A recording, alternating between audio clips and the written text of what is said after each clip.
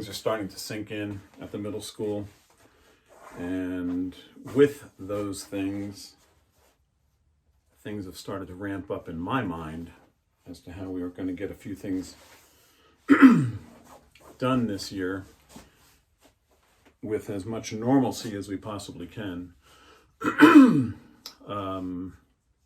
Got a lot to think about, a lot to talk about, and a few decisions to make. I've begun to include fifth grade parents in a separate email from the middle school family, because they will obviously be with us in September and they need to know what's going on and what kinds of things that are on the calendar for them.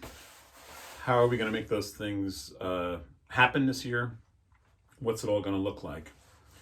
I spoke to Mr. Romano, who is our custodian at the school today, about how we are going to go about getting students' lockers emptied, get those personal belongings home, get those books back in the classroom. And of course, the things that you have at home right now that are school property, let's not even be concerned about that yet. We've got a few steps to take here before we worry about those things, and obviously those things are still being used in the classrooms at home. So quite a few things to iron out and put underway in order for us to get this year accomplished.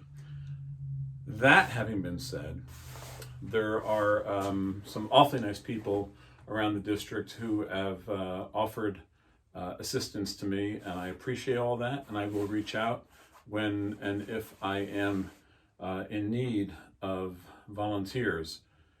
I know we have a district full of volunteers, so it's a pleasure to know that those people are standing by.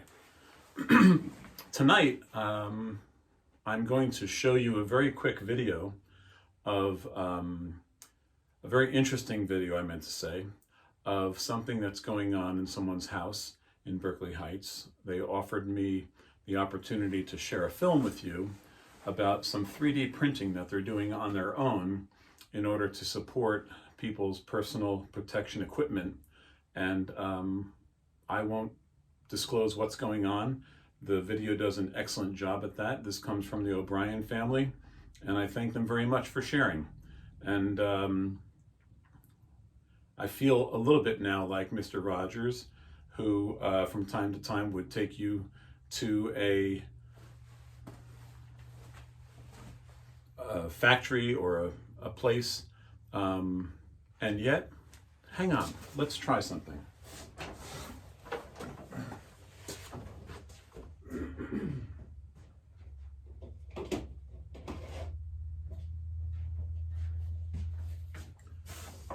So if you remember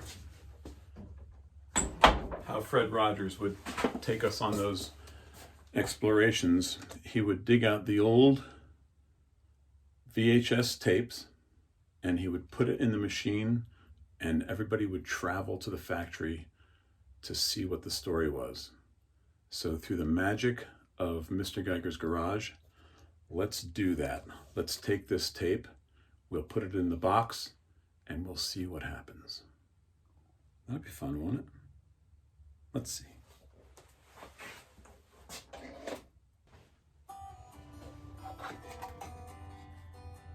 How's it going, everybody?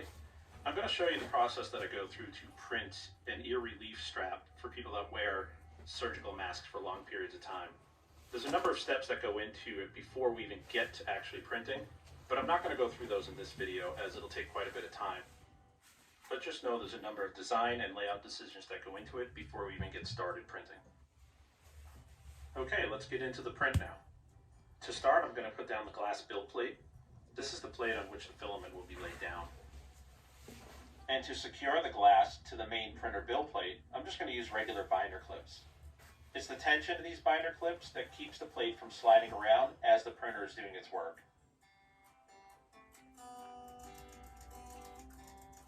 Next, I'll clean the glass with isopropyl rubbing alcohol, and I do this just to make sure the glass is nice and clean and dry. Using the printer's control panel, I'll preheat the print bed to 60 degrees Celsius and the nozzle to 210 degrees.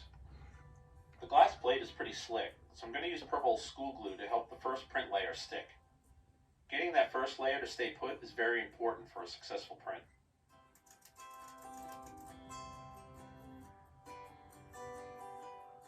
Over here I have the tools that I use to maintain the printer, as well as some other colors of filament. I'm using red PLA filament for this print, and it comes down from the top of the printer along the side, and it's going to feed through this tube right here and head into the hot end to be melted. During printing, the nozzle travels across the X and Z axis, and the print bed travels along the Y axis. The preheat has finished, and the first thing the printer is going to do is purge the nozzle to make sure there isn't any filament stuck in there from a previous print. It does this by laying down a line on the side of the bill plate. It goes up and down a couple times, and then it's off to the next step. After it lays down that purge line, it's going to print what's called a skirt. This outlines the print area and allows you to make sure the print bed is properly leveled before it starts printing the main object. If the skirt is not printing properly, you can make adjustments to the bed level by turning one of the 4 leveling knobs located under the plate.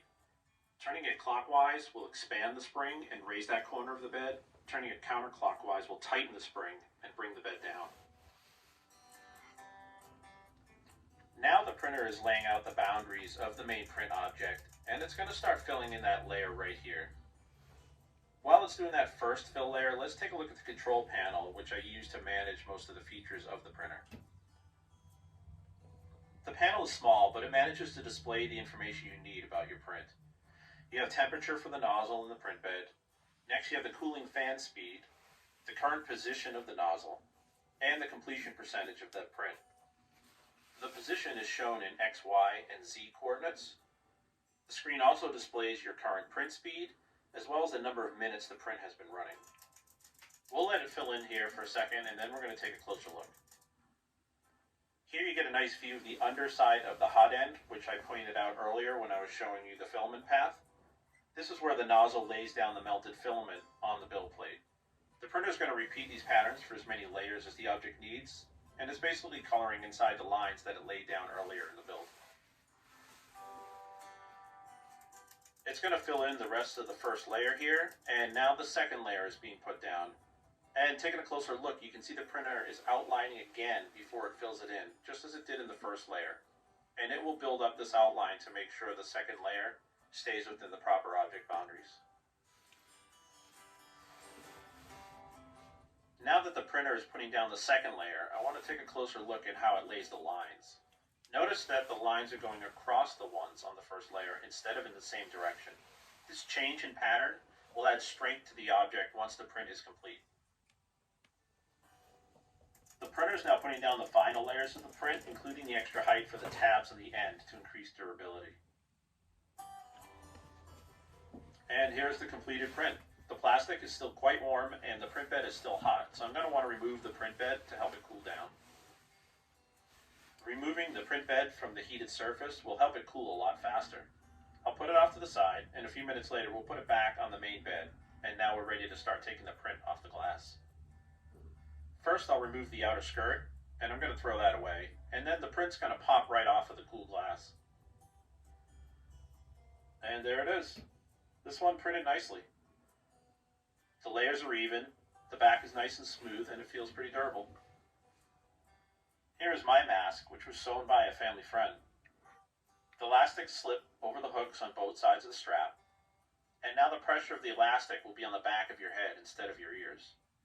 This makes a big difference in comfort, particularly for people that have to wear these masks for long periods of time. Here's a list of supplies that I use in making the print. I hope you enjoyed the video and that it even sparked a little interest in 3D printing. Thanks for watching.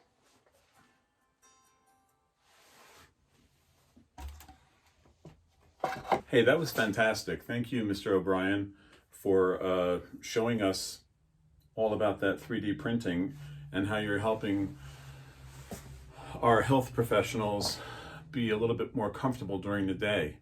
It is incredible in this day and age how people can actually do manufacturing on their dining room table, if you will, without needing a garage full of nonsense like I have here at my house.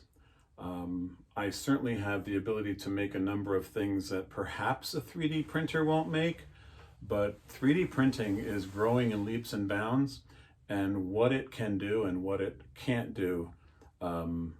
Those lines are becoming more and more invisible as those machines become much more proficient and larger. I actually saw a 3D printer print a boat, full-size boat, online. And I've seen 3D printers, believe it or not, printing homes as well out of concrete. So it's going to be an industry, I think, that the students in the middle school will have, if not as a hobby in the future, perhaps as a profession, being involved in the use of a 3D printer for things that people in my generation never could have even conceived. But it was awfully nice visiting with that family, and it was a very generous thing that they're doing, and it was really nice of them to allow me to show it here in the garage tonight. So I'm going to take that as my leave this evening. I still have a bit of work to do tonight to get done with my evening so that we can get the things that we need to get accomplished completed for the remainder of the year. So until tomorrow, what do I always tell you? Keep the faith, stay healthy. Students, keep working. And to my 8th graders, I know that this is not ending the way that you wanted it to end. But I'm going to do my best to make sure that we at least have a memory or two before we get done with your 8th grade year. All right? And to the 5th graders who might be watching now, we look forward to seeing you in September, and a little bit more information heading your way as well to hopefully get you guys organized and prepared and confident for entering the middle school from the elementary school. So until we do have more conversations about that, stay healthy, remain happy, respect your parents, and all the love from Geiger's Garage to the folks of Columbia Middle School. Good night.